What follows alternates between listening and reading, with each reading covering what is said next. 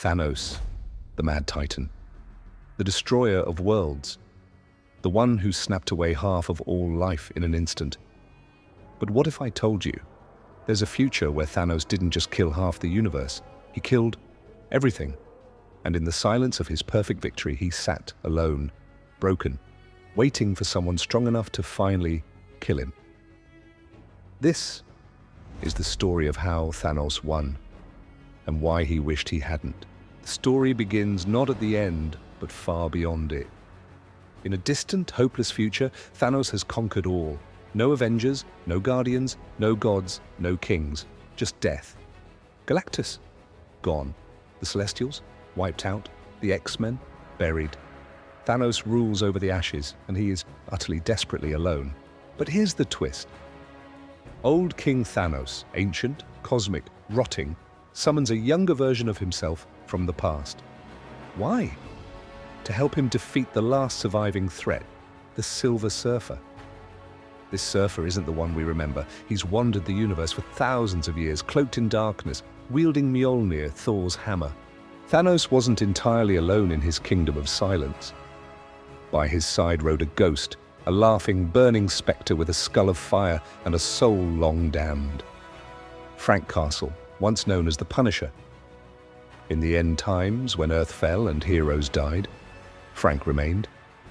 With nothing left, he made a deal with Mephisto, a vengeance that would never end. And so he became the Ghost Rider. But hell grew boring, too empty, too slow. So he made another deal, this time with Galactus.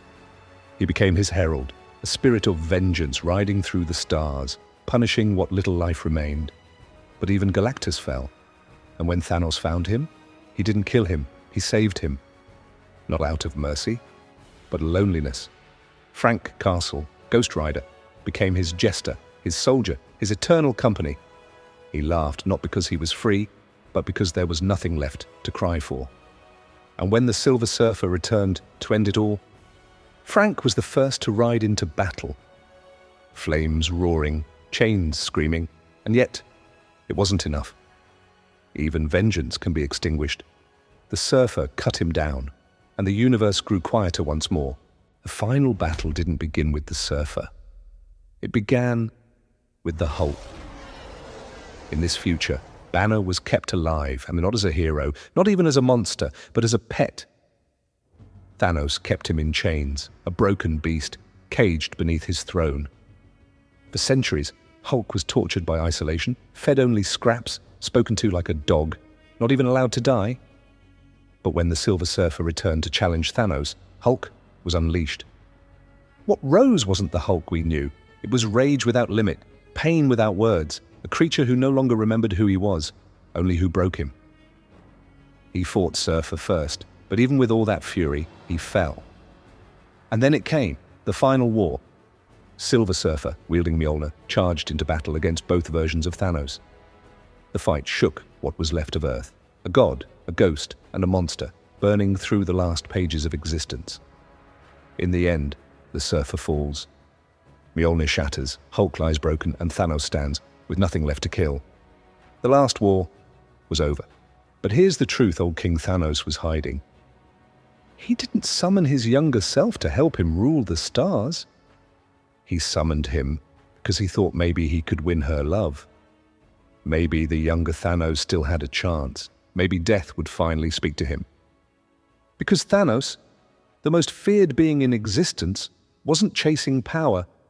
He was begging for one glance, one word, one moment of love from the one he gave everything to. I did it all for you. But she never answers, not even now. Even young Thanos sees the truth. What this life becomes, and he refuses to become it. He walks away, leaving old Thanos on his throne, surrounded by bones, silence, and a love that never loved him back. And the Mad Titan, once feared by gods and galaxies alike, now just sits there, still waiting, still hoping. For her. Even after the universe has turned to dust, Thanos still believes. Maybe she'll love him. This wasn't a story about power. This was the greatest love story the universe ever forgot. Because sometimes the scariest thing isn't being alone.